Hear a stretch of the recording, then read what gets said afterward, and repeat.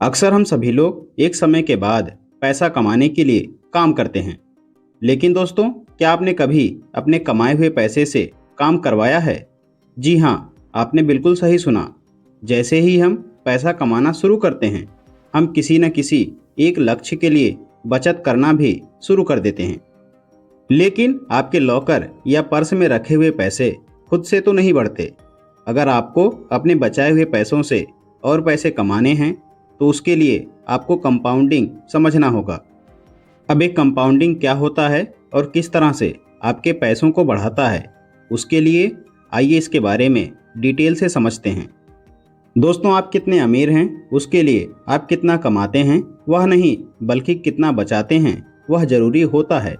लेकिन अपनी बचत को बढ़ाने के लिए आपको हर महीने एक निर्धारित राशि अपनी सेविंग में जोड़नी होती है। लेकिन अगर आप उसी बचत से निवेश करते हैं, तो आप अपने पैसे को कई गुना तक बढ़ा सकते हैं। पैसा कमाना आसान काम तो नहीं है, लेकिन उससे भी मुश्किल है उस पैसे से पैसा बनाना, और यहाँ काम आता है इन्वेस्टमेंट। लेकिन फिर भी इन्वेस्टमेंट यानी निवेश से आप उतना हासिल नहीं कर सकते जितना कि सोचा हो। फिर खोजते हैं कि ब्याज ज़्यादा कहाँ मिलेगा, किस प्रोडक्ट में पैसा लगाएं, और फिर क्या, बस यही काम आता है कंपाउंडिंग का फार्मूला। अब अगर आप कंपाउंडिंग की ताकत को समझ लेते हैं, तो आपको धनवान बनने से कोई नहीं रोक पाएगा। अब आइए सबसे पहले यह जानते हैं कि कंपाउंडिंग है क्या। दोस्तों, कंपाउंड इंटरेस्ट यानी चक्रवृद्धि ब्याज बचपन में स्कूल में भी पढ़ाया जाता है, लेकिन हकीकत में इसकी ताकत सिर्फ एक इन्वेस्टर को ही समझ में आती है। आसान तरीके से समझें तो इन्वेस्टमेंट करने पर जो आपको ब्याज मिल रहा है, उस पर जो ब्याज मिलेगा वो कंपाउंडिंग कहलाता है। यानी मूलधन के साथ उसके ब्याज पर भी ब्याज मिलता है। कहने का मतलब दोस्तों, कंपाउंडिंग आपके इन्वेस्टमेंट को 2 गुना 3 गुना करने का सबसे बढ़िया जरिया है। दोस्तों, अब अगर आप 1 लाख रुपए को 60% के एनुअल इंटरेस्ट पर इन्वेस्ट करते हैं, तो 10 साल बाद आपके इन्वेस्टमेंट की वैल्यू 1,09,95,116 रुपये होगी। यानी कि 10 साल में आप अपने 1 लाख को 1 करोड़ बना सकते हैं। लेकिन मेरे इस एग्जाम्पल को सुनकर अब शायद आप यह सोच रहे होंगे कि 60% के एनुअल रिटर्न मिलना तो पॉसिबल नहीं है। लेकिन दोस्तों, सच तो यह है कि इतना एनुअल रिटर्न मिलना पॉसिबल तो नहीं है, लेकिन यह असंभव भी नहीं है।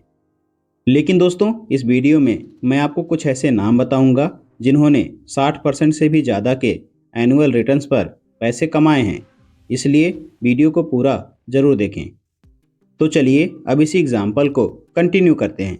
तो दोस्तों, अगर आपने केवल 1 लाख रुपए को 60% के एनुअल इंटरेस्ट पर इन्वेस्ट किया, तो 10 साल बाद उनकी वैल्यू होगी 1,09,95,116 रुपये। जबकि अगर यही अमाउंट आप 30% के एनुअल इंटरेस्ट पर इन्वेस्ट करते हैं, तो 10 साल बाद आपके इन्वेस्टमेंट की वैल्यू 13,78,584 रुपये होगी। तो अब सोचने वाली बात यह है कि इंटरेस्ट को आधा करने पर आपका रिजल्ट 10 गुना कम क्यों हो गया? तो इसका जवाब है कंपाउंड इंटरेस्ट, यानी कि ब्याज के ऊपर ब्याज। अब अगर आप इस कंपाउंड इंटरेस्ट को समझ जाते हैं और अपनी लाइफ में अप्लाई करते हैं, तो आपको करोड़पति बनने से भी कोई नहीं रोक सकता। एक बात और दोस्तों, अल्बर्ट आइंस्टीन का एक बहुत ही फेमस कोट है। उन्होंने कहा है कि कंपाउंड इंटरेस्ट दुनिया का 8वां अजूबा है। जो इसे समझता है वो कमाता है, और जो इसे समझता नहीं है वो डूबता है। और इसलिए जो लोग लोन लेते हैं, उन्हें कई बार लोन अमाउंट से ज़्यादा इंटरेस्ट चुकाना पड़ता है, क्योंकि यहाँ पर कंपाउंड इंटरेस्ट बहुत ही ज़्यादा कम में काम करता है, क्योंकि आपको ब्याज के ऊपर ब्याज देना पड़ता है। और यही एक वजह है कि क्रेडिट कार्ड वाले आपको ज़बरदस्ती कॉल करके बड़े बड़े ऑफर देकर क्रेडिट कार्ड देना चाहते हैं, क्योंकि जब आप क्रेडिट कार्ड यूज करेंगे तब आप ब्याज देंगे, ब्याज के ऊपर ब्याज देंगे, और इससे वो अमीर बनते जाएंगे और आपको लूटते जाएंगे। अब दोस्तों, आपको थोड़ा बहुत समझ आ रहा होगा, लेकिन इसको और अच्छे से समझने के लिए आपको सिंपल इंटरेस्ट यानी साधारण ब्याज को भी समझना होगा। तो दोस्तों, सिंपल इंटरेस्ट में आप जो भी पैसे इन्वेस्ट करते हैं, आपको उस पर इंटरेस्ट मिलता है। लेकिन सिंपल इंटरेस्ट यानी साधारण ब्याज में ब्याज के ऊपर ब्याज यानी कि इंटरेस्ट के ऊपर इंटरेस्ट नहीं मिलता है। इस बात का आप ध्यान रखें। फॉर एग्जाम्पल, अगर आप 1 लाख रुपए 15% के सिंपल इंटरेस्ट पर इन्वेस्ट करेंगे तो आपको 1 साल बाद 15,000 का इंटरेस्ट आएगा। सेकेंड ईयर में भी आपको 15,000 का इंटरेस्ट आएगा, थर्ड ईयर में भी आपको 15,000 का ही इंटरेस्ट आएगा और ऐसे 10 साल बाद भी आपको 15,000 का ही इंटरेस्ट आएगा। तो दोस्तों, अब अगर आप इस अमाउंट को टोटल करते हैं तो ये बनता है 2.5 लाख रुपया। कहने का मतलब कि आपने 1 लाख रुपए इन्वेस्ट किए और 10 साल बाद आपकी जो इन्वेस्टमेंट वैल्यू हुई वो हुई 2.5 लाख रुपए।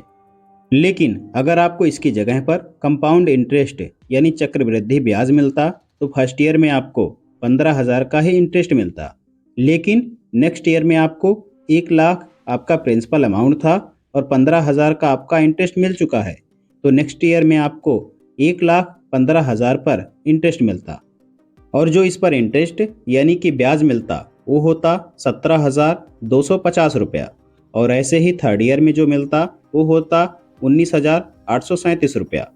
अब ठीक 10वें साल में जो आपको इंटरेस्ट यानी कि ब्याज मिलता वो होता 52,768 रुपया और 10 साल बाद आपका जो फाइनल अमाउंट होता वो होता 4,04,555 रुपया।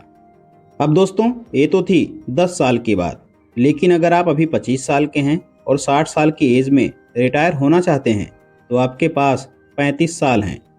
अब सेम एग्जाम्पल को 35 साल के हिसाब से कैलकुलेट करें तो 1 लाख को 15% के सिंपल इंटरेस्ट पर 35 साल के लिए इन्वेस्ट करते हैं तो 35 साल के बाद इसकी वैल्यू 6,25,000 होती है।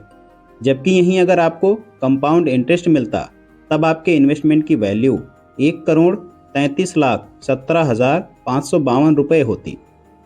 अब आपको दोनों के बीच में अंतर समझ में आ गया होगा, लेकिन अगर आपके माइंड में आ रहा है कि नहीं यार, मैं 35 साल तक इंतज़ार नहीं कर सकता, बुढ़ापे में करोड़पति बनकर क्या करूँगा, तो उसका भी हमारे पास सल्यूशन है। ऐसी कंडीशन में दोस्तों, अगर आप 10 साल में करोड़पति बनना चाहते हैं तो फिर आपको 1 लाख की जगह 8 लाख रुपए लगाने होंगे और 15% रेट ऑफ इंटरेस्ट की जगह 30% का रेट ऑफ इंटरेस्ट चाहिए होगा। तो अगर आप 1 लाख की जगह 8 लाख को 30% के रेट ऑफ इंटरेस्ट पर 10 साल के लिए इन्वेस्ट करते हैं तो 10 साल बाद आपकी इन्वेस्टमेंट वैल्यू 1,10,28,679 रुपये होगी। अब अगर आपको लगता है कि ना मुझे ज़्यादा पैसा लगाना है और ना मुझे ज़्यादा टाइम लगाना है, लेकिन फिर भी मुझे करोड़पति बनना है, तो यहाँ पर आप प्रिंसिपल अमाउंट को भी कम कर रहे हैं और टाइम को भी कम कर रहे हैं। तो आपके पास एक ही ऑप्शन बचता है। कहने का मतलब कि रेट ऑफ इंटरेस्ट को बहुत ही ज़्यादा बढ़ाना होगा और इसका एग्जाम्पल मैंने आपको शुरू में ही दे दिया है। यानी अगर 1 लाख को 60% के रेट ऑफ इंटरेस्ट पर 10 साल के लिए इन्वेस्टमेंट करते हैं तो 10 साल बाद आपकी इन्वेस्टमेंट वैल्यू होगी 1,09,95,116 रुपये। लेकिन दोस्तों, अब समस्या यह है कि इतना ज़्यादा रेट ऑफ इंटरेस्ट आपको कहाँ पर मिल सकता है, क्योंकि अगर आप एफडी यानी कि फिक्स डिपॉजिट करते हैं तो आपको ज़्यादा से ज़्यादा 8% के रिटर्न मिलेंगे और अगर आप में 1 लाख रुपए लगाकर करोड़पति बनने की चाहत है तो आपको 60 साल का समय लगेगा। यानी कि अगर आप अभी 25 साल के हैं तो जब आप 85 साल के होंगे तब आप करोड़पति बनेंगे। अब दोस्तों, अगर यही पैसा आप म्यूचुअल फंड में इन्वेस्ट करते हैं तो आपको एवरेज 20% के एनुअल रिटर्न से मिल सकते हैं, जो 20% के हिसाब से आपको 26 साल लगेंगे 1 लाख को 1 करोड़ बनाने में। तो अगर आप अभी 25 साल के हैं तो जब आप 51 साल के होंगे तब आप करोड़पति बन सकते हैं। लेकिन अगर आप इससे पहले करोड़पति बनना चाहते हैं तो आपको रेट ऑफ इंटरेस्ट को और ज़्यादा बढ़ाना पड़ेगा और इससे ज़्यादा रेट ऑफ इंटरेस्ट आपको केवल शेयर मार्केट में ही मिल सकता है, क्योंकि शेयर मार्केट में कोई भी लिमिट नहीं होती है। अब मैं आपको ऐसे पर्सन का नाम बताता हूं जिन्होंने 60% से ज़्यादा की रिटर्न्स पर पैसे कमाए हैं। हेज फंड रेनेसांस टेक्नोलॉजी के प्रमुख जिम साइमंस ने 1988 से लेकर 66% प्रतिवर्ष की दर से धन की कंपाउंडिंग की है। जबकि दोस्तों वॉरेन बफेट ने लगभग 22% प्रति वर्ष की दर से कंपाउंडिंग की है, जो कि उसका बस 1/3 है। दोस्तों आज की इस वीडियो के माध्यम से यह बात तो अच्छे से क्लियर हो गई कि कंपाउंडिंग एक ऐसा रास्ता है जहां से ढेर सारा पैसा बनाया जा सकता है। बाकी का क्या ख्याल है आपका? कमेंट बॉक्स में अपनी राय में ज़रूर दें और वीडियो को ज़्यादा से ज़्यादा अपने लोगों के साथ शेयर ज़रूर करें। जल्द मिलते हैं एक और बेहतरीन टॉपिक के साथ। वीडियो को पूरा देखने के लिए आप सभी का बहुत बहुत धन्यवाद।